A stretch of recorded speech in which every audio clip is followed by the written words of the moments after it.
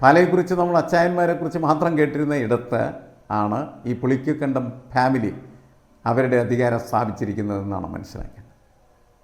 പലരും ദിയാമോൾ ചെയർപേഴ്സൺ ആകുന്ന സമയത്ത് ആവരുത് എന്ന് പറയുന്നുണ്ട്. അതിലെന്ത് കഥയിരിക്കുന്നു? ഓരോ വ്യക്തികളും അവരുടെ സർഗാത്മകമായിട്ടുള്ള കഴിവുകൾ ശരിയായിട്ടുള്ള രീതിയിൽ വിനിയോഗിച്ചാൽ അവർക്ക് ചരിത്രം നിർമ്മിക്കാനായിട്ട് കഴിയും എന്നുള്ളതാണ്.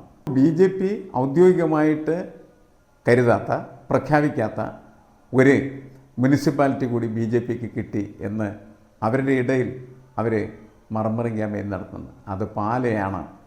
അച്ചായന്മാരുടെ ഇടയിൽ അങ്ങനെ BJPക്ക് ഒരു മുനിസിപ്പാലിറ്റിയുടെ ഭരണം കിട്ടിയിരിക്കുന്നു എന്നാണ് അവർ പറഞ്ഞുകൊണ്ടിരിക്കുന്നത്. ഈ നമ്മുടെ രാഷ്ട്രീയത്തിൻ്റെ എല്ലാവിധമായ തമാശകളും ഇങ്ങനെ നമുക്ക് ചുറ്റിങ്ങനെ കറങ്ങിക്കൊണ്ടിരിക്കുകയാണ് ചെയ്യുന്നത്. ഒരു ശത്രുവിനെതിരെ ഉള്ള പോരാട്ടത്തിന് മറ്റൊരു ശത്രുവിനെ കൂട്ടുപിടിക്കുകയും അങ്ങനെ വിജയം വരിക്കുകയും അവസാനം കൂടെ നിന്ന ശത്രുവിനെ കീഴടക്കി പാലയിലെ നഗരസഭയുടെ ഭരണം ഏറ്റുവാങ്ങുകയും ചെയ്തിരിക്കുന്നു പുളിക്കക്കണ്ടം എന്നുള്ളതാണ്. പുളിക്കക്കണ്ടം കുടുംബത്തിന് ഇക്കാര്യത്തിൽ അഭിമാനിക്കാം എന്നാണ് ഞാൻ പറയുന്നത്.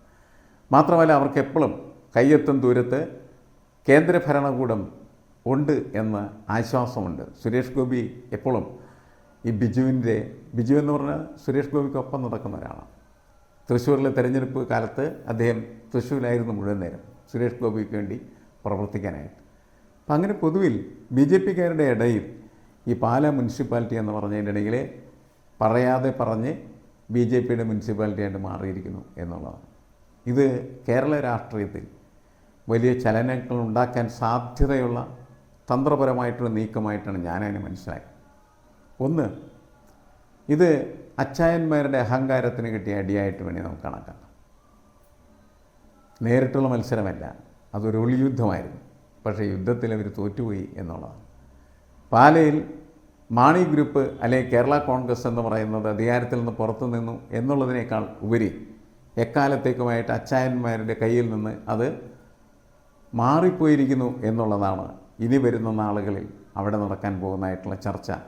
അവിടുത്തെ രാഷ്ട്രീയം എന്ന് പറയുന്നത് അങ്ങനെയാണ് എന്നുള്ളതാണ്.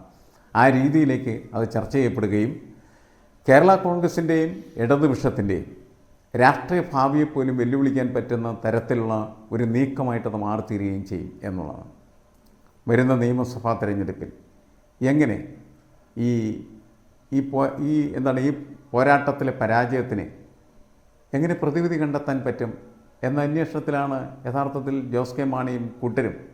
കാരണം ഇതൊരു ചെറിയ തോൽവിയായിട്ട് അവർക്ക് എടുക്കാനായിട്ട് കഴിയയില്ല.